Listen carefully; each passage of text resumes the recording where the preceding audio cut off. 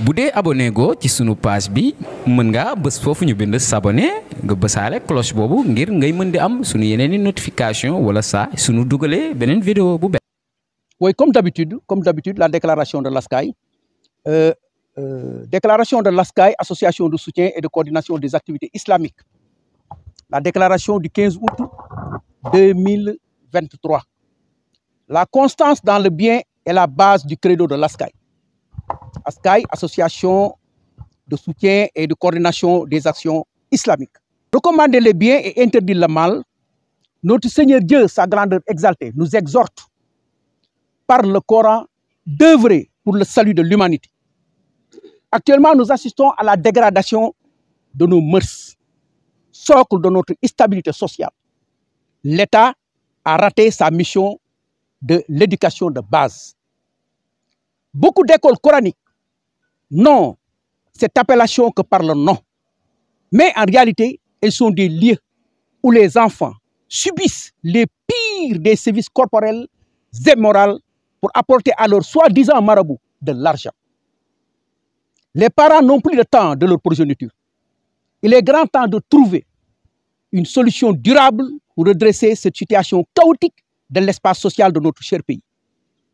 Beaucoup de nos enfants meurent dans la mer en allant chercher les biens terrestres, futiles et périssables de cette vie. À ce niveau,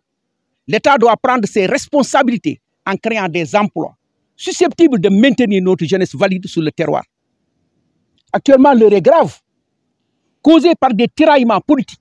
bien que cette frange représente une infime partie des Sénégalais. L'ASCAI demande avec insistance au chef de l'État, président de tous les Sénégalais, d'œuvrer pour faire participer tous les candidats à l'élection présidentielle de 2024 et à user de son droit de grâce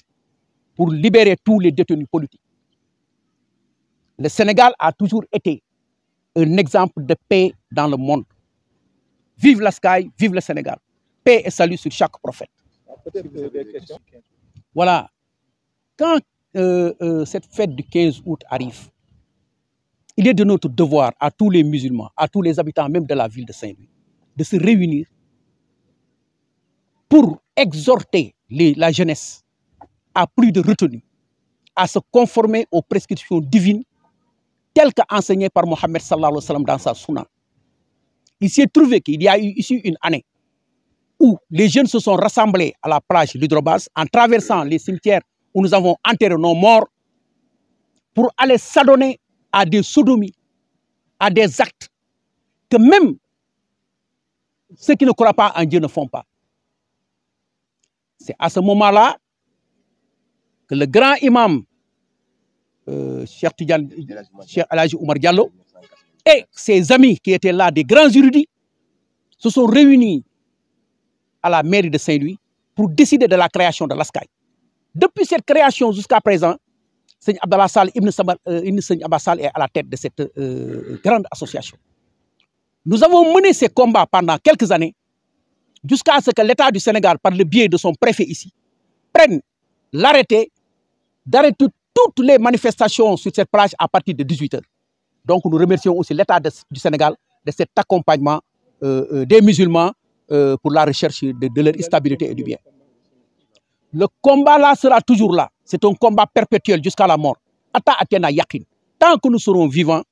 chaque 15 août, nous serons là pour rappeler que nous sommes toujours là. Parce que dès que tu fermes les yeux, ils vont reprendre. Donc, nous remercions aussi toute la population saint-louisienne, population guendarienne, qui ont été derrière nous et pour ce combat.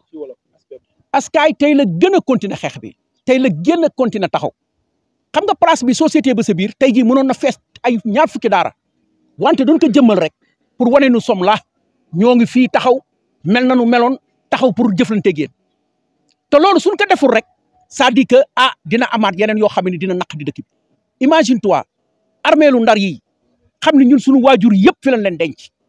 ñu jël di fa jaar di fa def lu neex sax ci biir armée yi laa la wax. yoo xamee ni kenn mënu ko nettali orgie yoo xamee ni kenn mënu ko xalaat di ko wax loolu suñ ko continué woon bàyyi yaakaar naa ni dëkk bi yàlla di nu saxalak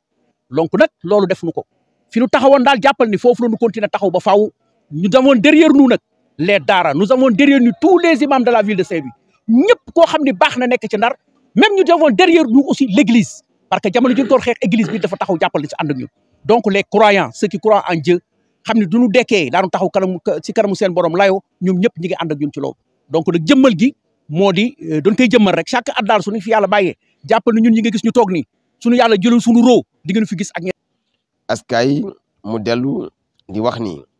mi ngi ñaawlu xale yi nga xam ni ñoom ñooy xale yu ndaw yi nga xam ni yonent bi dafa wax na leen yërëm na leen téye na leen sàmm te tey xale yooyu ñu leen di bàyyi ñu wër ci mbedd yi di taxaw di laaj xaalis te ñi leen koy defloo du ñenn ñi nga xam ni ñoom ñooy mbubboo ni ay sëriñ lañu am ni benn formation ci wàllu njàng askay mu dellu di digale waajur yi ak état ñu taxawaat beneen système éducatif bi nga xam ni Sénégal bu nekk dañ si gis boppam ci wàllu jikko ba ñu mën am réew mu mucc ay askay mu dellu di wax ni jamono bi seen it njaboot gi ñu bare ñu ngi dellu di des ci géej gi te dara tewu leen que lu manque de formation ak sàggane bi nga xam ni état daf ko amul li ñuy wax politique de la jeunesse muy bàyyi xel yi ndaw ñi nga xam ni dañ leen war a waajal ëllëg te ndaw mooy yaakaaru ëllëg askay mu dellu di waxaat ni waajur yi nañu jël seen matuwaay waajur bu nekk jël seen responsabilité ndax yonent bi ne kullukum ra'in wa kullukum mas'ulun an ra'iyatihi kon ku nekk na jël sa taxawaay si njaboot gi sàmm njaboot gi yiir njaboot gi aar njaboot gi taxawu njaboot gi askay mu wax ni fi ñu nekk ni Sénégal gis nañu ni yëngu-yëngu am na ci wàllu politique mu nekk li nga xam ni mosul dañ ci réew mi bu ñu xoolee toujours élection yi am avant pendant ou après yëngu-yëngu dina am ci wàllu politique askay mu dellu di wax ak Sénégal nañu dellu seen xel dellu seen sago te xam ni réew mi ñoo ko bokk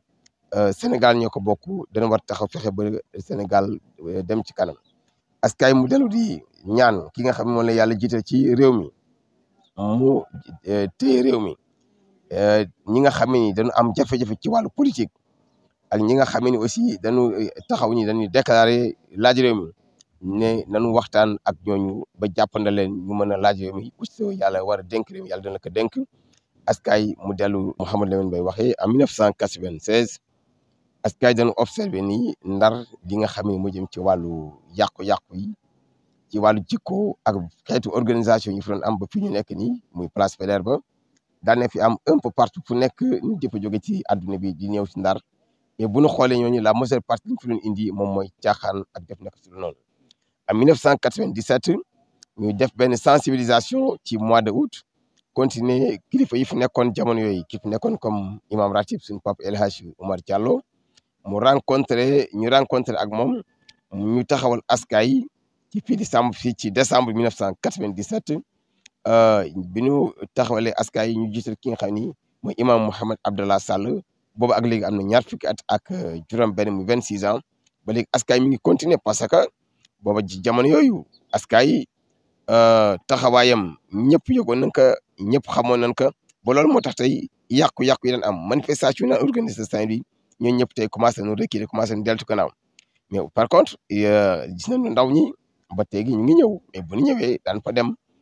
toog ba ngoon jot ñu jóge fa mais arrêté bi nga xam ne préfet dafa nekk à l'époque arrêté boobu ba léegi ñu koy appliqué mooy bu 18h jotee ñëpp jóge foofu aussi ñu ciy remercier état bi mais aussi askay di proposer nañu valoriser ñi nga xam ne mooy plage yi ndax plage yi pour ñëpp la plage yi pour ñëpp la kon nañ ko valoriser ba commune ji si boppam population yi ji si boppam ndax plage mën na créer emploi mën nañ ko valoriser mu créer emploi kon askay yi aussi mi ngi wax proposer nañu valoriser plage yi ndax wal ardi wada'aha lil anam yàlla moo wax ne suuf si daf ko def pour jaamam yi kon askay aussi day proposer ñu valoriser askay yi ñu valoriser plage yi ba def li nga xam ne nit dañ ko aajow foofu commune di si boppam mu créer emploi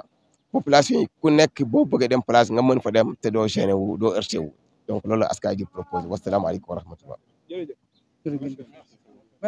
bu dee abonné go ci sunu page bi mën nga bës foofu ñu bind s'abonner nga bësaale cloche boobu ngir ngay mën di am sunu yeneen i notification wala saa sunu dugalee beneen vidéo bu bees